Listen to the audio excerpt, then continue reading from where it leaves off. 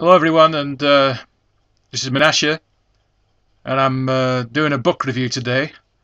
And this book is quite surprising because it's a Christian book. Wow, I bet that surprises a lot of you. Normally you think that Menashe is intolerant, and you can often tell that people are intolerant when they got steam coming out of their ears. And of course this never happens with me because I'm very, very tolerant. And also very serious um, about what I have to say. Um, Never catch me fooling around on a video. Anyway, this is the book. It's called The Islamic Antichrist by Joel Richardson. I'm about 50% the way through it. And basically what the book does, it compares primarily the New Testament view of who the Antichrist is, with a little bit of Old Testament thrown in, obviously, just to give it that authentic feel.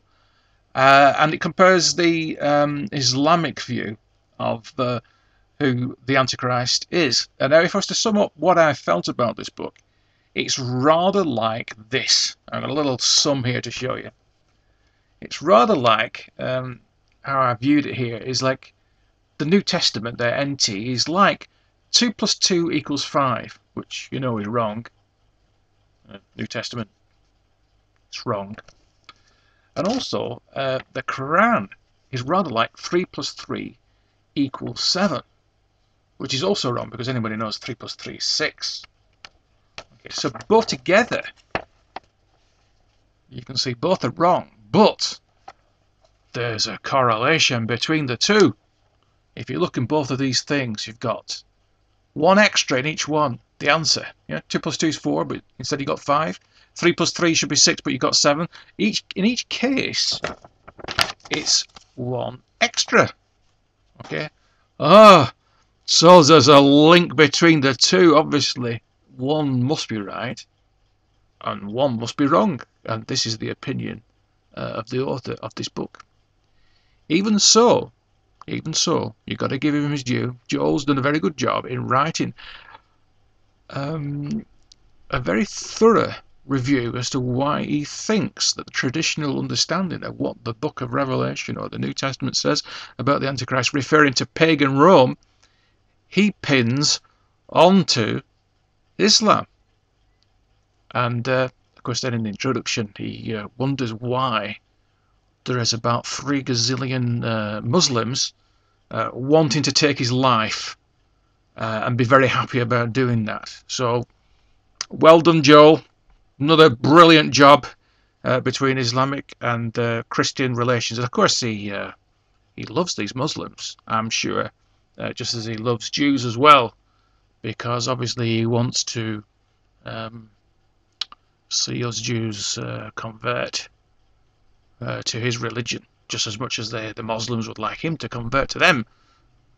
The point that Joel makes out quite nicely, however, is that with Islam, unfortunately, it's a little bit of a, well, it's a bit tougher, because if you don't convert to Islam, he points out quite succinctly that in his book that Islam has a sort of a liking to sever people's heads from their shoulders.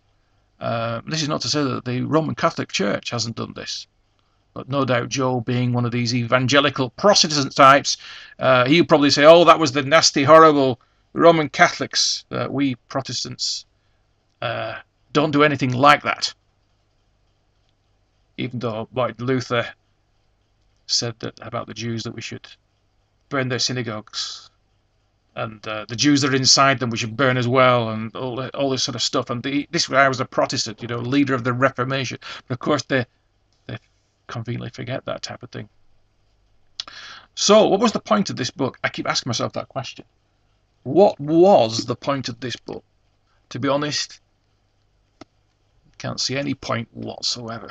I've only got halfway through it, and I am not going to read any more because it's a lot of twaddle.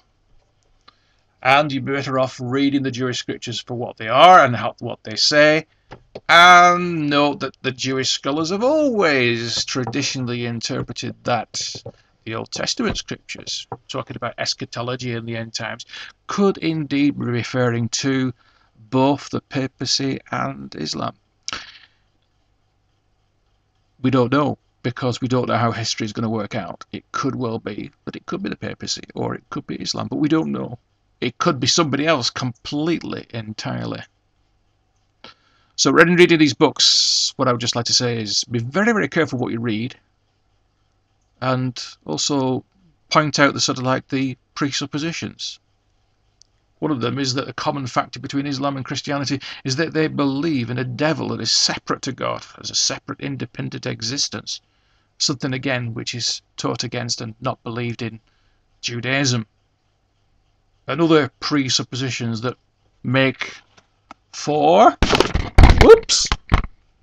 the false mathematics of both the New Testament and the Quran. Okay, this is me signing off. Been lovely seeing you. All the best.